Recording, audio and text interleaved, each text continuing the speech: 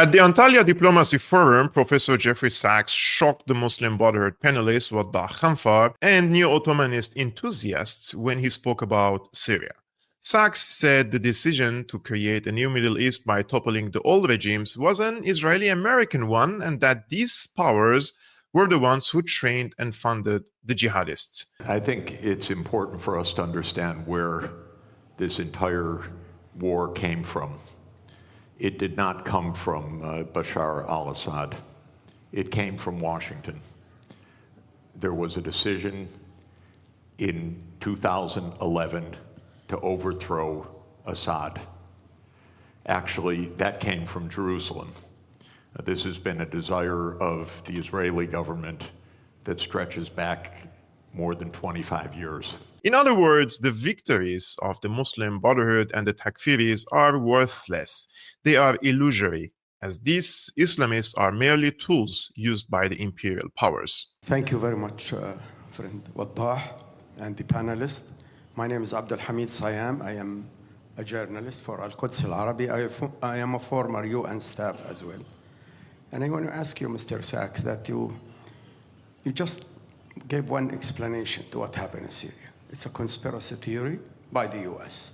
So the millions of Syrians who went to the street calling for the downfall of Bashar al-Assad, they don't count. Those who went into the street saying Silmiya, Silmiya, those who they paid their price, Ghayath Matar and Hamza al-Khatib, and all these young Syrians shouting in the street in millions. They don't count. Yes, I agree, there was a conspiracy, but not in the beginning, after maybe, of how they diverted the Arab Spring. But the Arab people were fed up with these dictators, and they went to the street, not only in Syria, but in Tunisia, in Egypt, in Libya, everywhere in Yemen. But then the conspirators started their job then, to divert it, to end up with this kind of ruthless dictator. To say, for people to say, oh, we'd have been better off under Gaddafi and under Mubarak and under. So how do you respond to that? Thank you very much. Thank you, Abdul Hamid. I am not discussing the agency of the Syrian people. I'm discussing the opposite. Do not be naive. Do not think that 600,000 people died because of Assad and the protesters. This was a war. Wars are expensive. They require billions of dollars. They require armaments. And I'm not talking about a conspiracy theory. I'm talking about a conspiracy. And you should know. Everybody go look up Operation Timber Sycamore. Understand what happened in your region.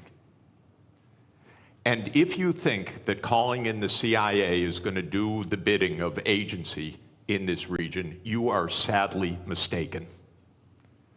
This region has been manipulated by Britain, France, and the United States for 100 years since the Versailles Treaty.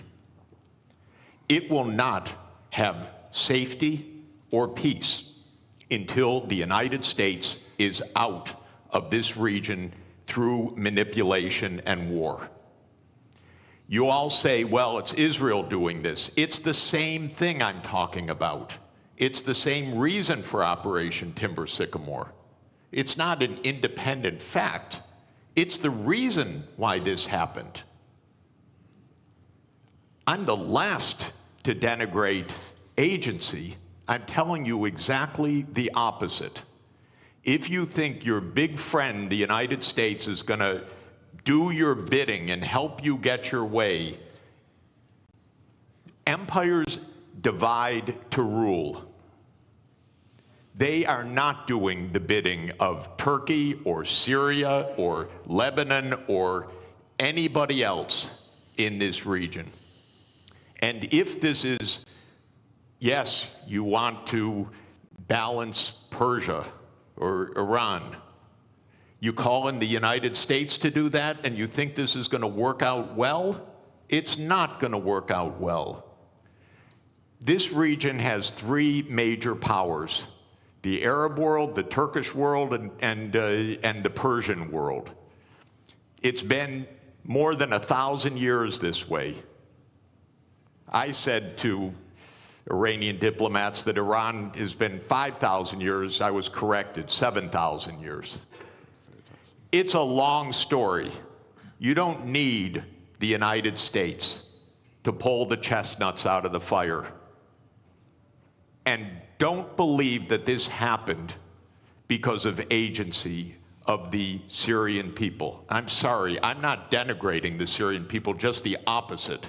I know what happened. I know what my country does. I suspect most of you do too. And it should not be ignored, because the wars are going to continue until we have real agency, not pseudo-agency.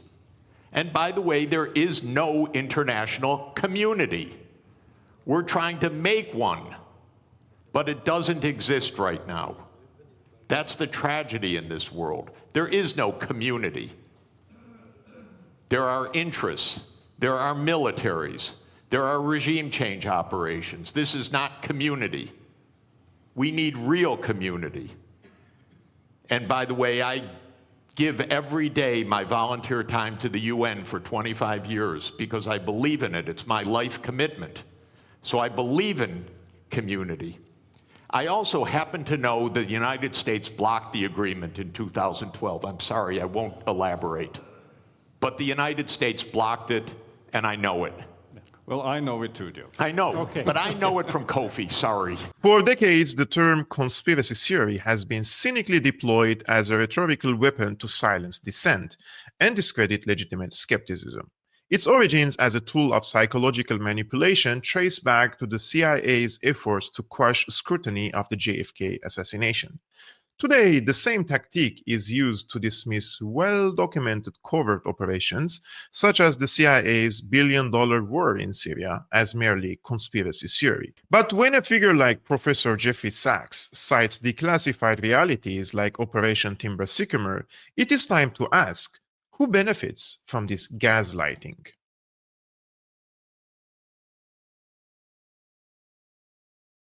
At the Antalya Diplomacy Forum, Sachs dismantled the mainstream narrative surrounding the Syrian war. Between 2011 and 2017, the CIA funneled over $1 billion annually to arm jihadists linked to Al-Qaeda, replicating its 1980s Afghanistan playbook. This wasn't a theory, but a conspiracy, a deliberate, funded, and executed regime change operation. Yet, when Sachs stated this fact, journalist Abdelhamid Syam reflexively dismissed it as a conspiracy theory. Do you know the irony? Syam works for Al-Quds Al-Arabi, an outlet bankrolled by Qatar, a major non-NATO ally of the US, deeply enmeshed in Washington's regional projects. The panel moderator was Waddah Khanfar, former director of Al Jazeera Arabic. Khanfar was forced to resign in 2011 after WikiLeaks exposed his CIA liaisons in Doha, where he allegedly coordinated coverage to align with US interests. This is the real conspiracy, a media-industrial complex that launders state propaganda while smearing truth tellers.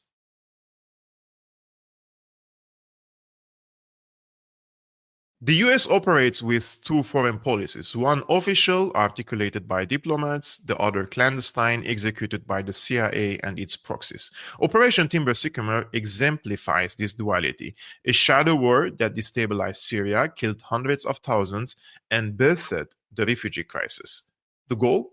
To fracture the region, sustain the military-industrial complex, and entrench US hegemony. Sachs was unequivocal. Do not be naive.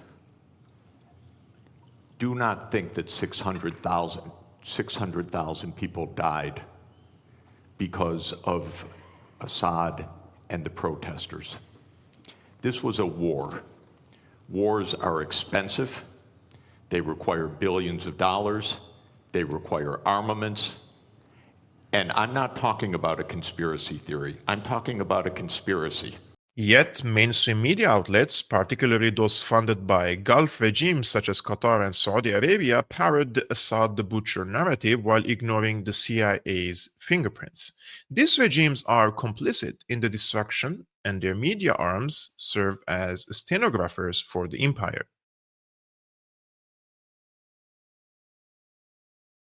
As Sachs noted, the Middle East has been a playground for Anglo-French-American machinations since the Sykes-Picot Agreement. The 2003 Iraq War, Libya's destruction, and Syria's agony are not isolated tragedies, but chapters in a deliberate strategy of chaos.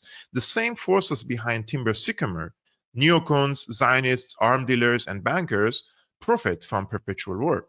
What is the solution, you may ask? Sachs is right.